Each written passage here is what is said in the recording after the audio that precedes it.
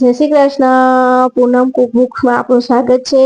આજે હું તમારા સમક્ષ હેલ્ધી એવી રેસીપી લઈને આવી છું. આજે હું તમને દૂધી અને બટેકાના પરોઠા બનાવવાની છું. તેના માટે મેં દોઢ જેટલી દૂધી લીધી છે. ફ્રેશ એવી દૂધી લેવાની છે. તે દૂધીની આપણે છાલ ઉતારી લેવાની છે. આપણે જે બાળકો દૂધી નથી ખાતા હોતા તેમને પણ આવી રીતે પરોઠા બનાવીને ખવડાવશો તો તે પણ ખાઈ લેશે. આ પરોઠા ખાવામાં એકદમ ટેસ્ટી હોય છે.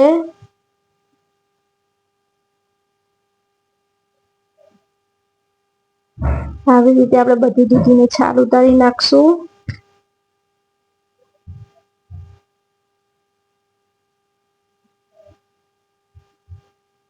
ત્યારબાદ આપણે જે મીડિયમ જાળી હોય છે તેનાથી આપણે કદ્દુ ક્રશ કરવાની છે. બહુ મોટી મોટી ક્રશ નથી કરવાની.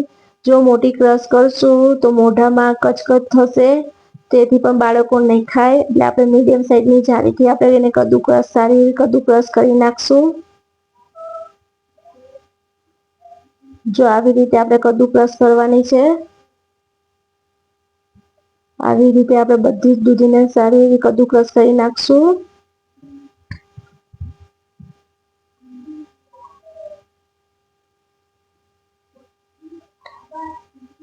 આ પરોઠા ખાવામાં ખૂબ જ હેલ્ધી હોય છે. જો મેં બધી દૂધીને આવી રીતે સારી એવી કદ્દુકસ કરી નાખી છે.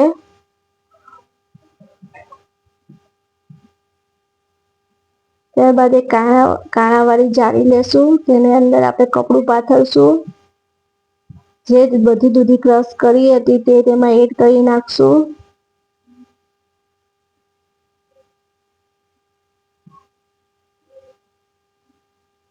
અને તેને આપણે દબાઈને પ્રેસ કરીને એકદમ તેનું બધું જ પાણી આપણે કાઢી નાખવાનું છે. પાણીનો ભાગ તેની અંદર ના રહેવો જોઈએ.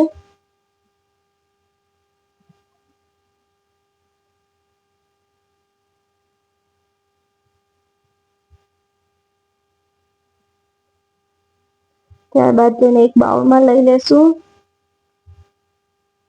ત્યારબાદ મેં એક મિક્સરનો જાર લીધો છે. તેમાં મેં 7 થી 8 તીખા લીલા મરચાં અને 2 આદુના ટુકડા લીધા છે. 1 ચમચી જેટલી વરિયાળી લીધી છે. અડધી ચમચી જેટલા સૂકા આખા ધાણા લીધા છે. 7 થી 8 જેવા લીમડાના પત્તા લીધા છે. અને મેં અહીંયા ફુદીનો સૂકવેલો ફુદીનો લીધો છે. તમારા જોડે જો ફ્રેશ ફુદીનો હોય તો તમે તે પણ લઈ શકો છો. બધુંને સારું એવું અધકચરું ક્રશ કરી નાખશું. એકદમ વધારે ક્રશ નથી કરવાનું. આ મસાલાને અધકચરો ક્રશ કરવાનો છે. જોઈ શકો છો.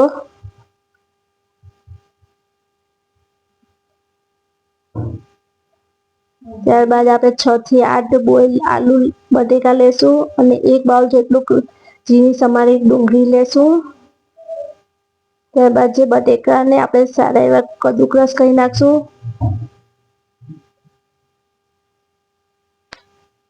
બધા જ બટેકાને આપણે કદ્દુકસ કરી નાખવાના છે.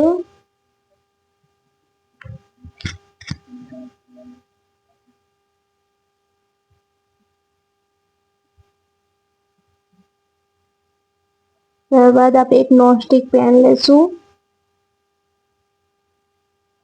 તેમાં 3 ટેબલ સ્પૂન જેટલું આપણે ઓઇલ લેવાનું છે. ઓઇલનું પ્રમાણ આપણે બહુ નથી લેવાનું.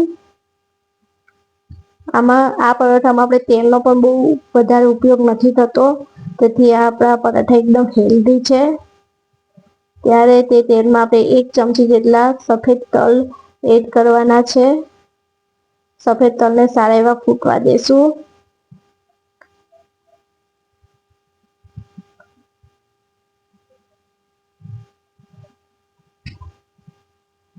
તલ સારા એવા ફૂટી જાય ત્યારબાદ જે આપણે મરચાં આદુ અને જે એને ક્રશ કર્યા હતા તે તેમાં એ મસાલો એડ કરીશું.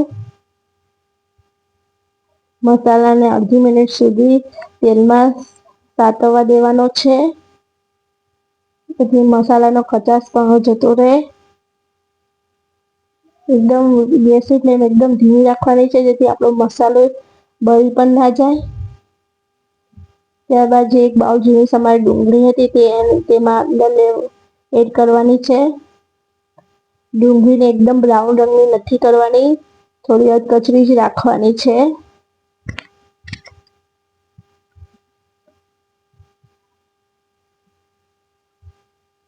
થોડી કચરી શેકાઈ જાય એટલે તેમાં થોડું આપણે મીઠું એડ કરીશું, જેથી ડુંગળીનું પાણી છૂટી જાય અને તે બળી જાય.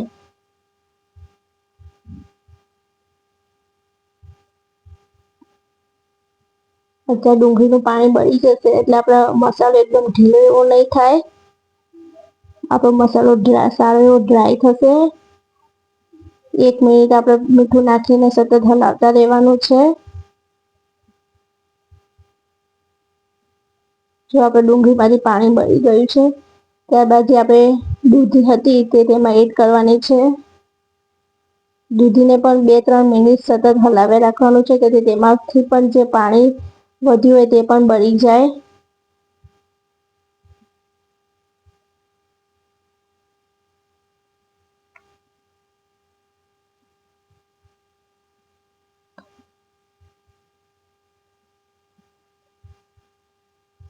જો દૂધીમાંથી પણ પાણી બળવા માંડ્યું છે.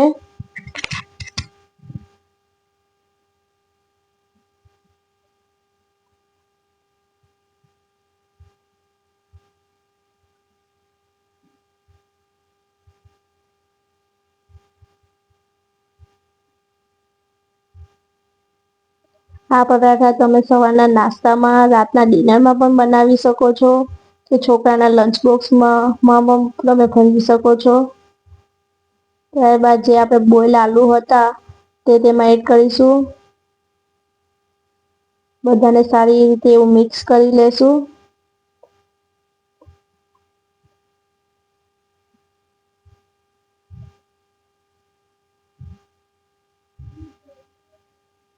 ત્યારબાદ એમાં આપણે અડધી ચમચી જેટલો ગરમ મસાલો, સ્વાદ પ્રમાણે મીઠું એડ કરવાનું છે.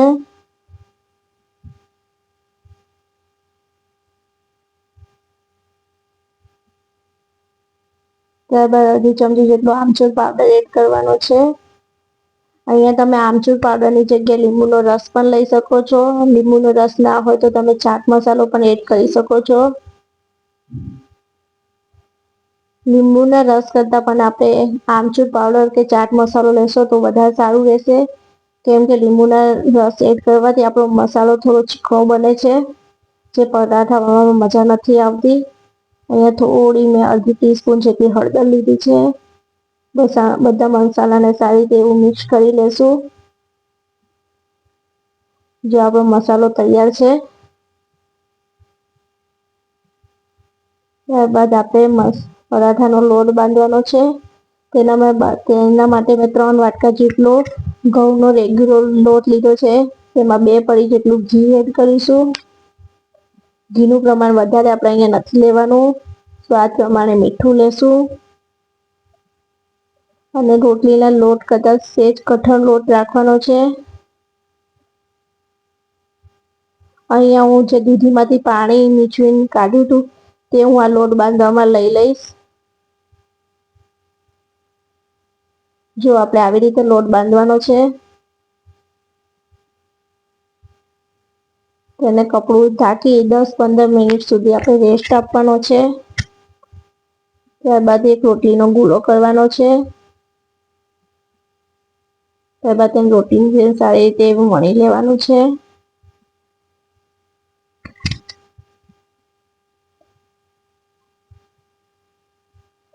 બહુ પતલી એવી રોટલી નથી વણવાની, થોડી જાડી જ રાખવાની છે. ત્યારબાદ બધો મસાલો એવો સ્પ્રેડ કરવાનો છે.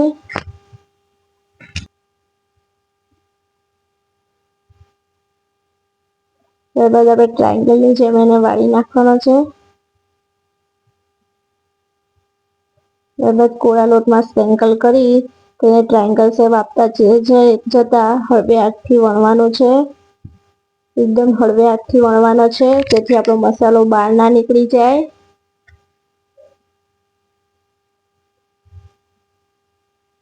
ત્યારબાદ આપણે નોનસ્ટિક તવામાં એને શેકી લેવાનું છે. અહીંયા તમે નોનસ્ટિક તવાની જગ્યાએ જે રોટલી કરવાનો શેકેલો તવો હોય તેમાં પણ શેકી શકો છો. બંને સાઈડ થોડું થોડું શેકાઈ જાય. જો આપણું પરોઠું બંને સાઈડ થોડું થોડું શેકાઈ ગયું છે.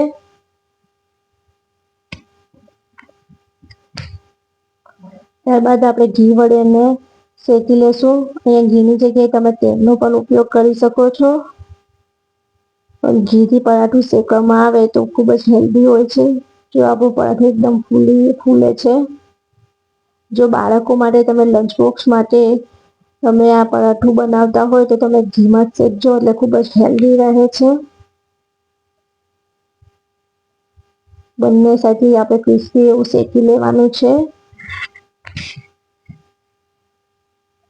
જો કેટલો મસ્ત સરસ કલર આવ્યો છે પરાઠાનો.